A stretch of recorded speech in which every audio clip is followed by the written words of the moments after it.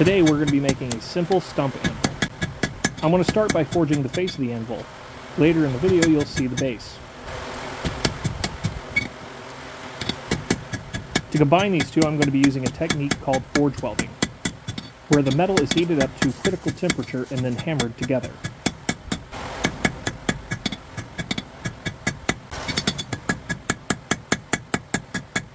First I am drawing out the spike. After that is done, I will be adding a collar to keep the spike from going any further into the stump.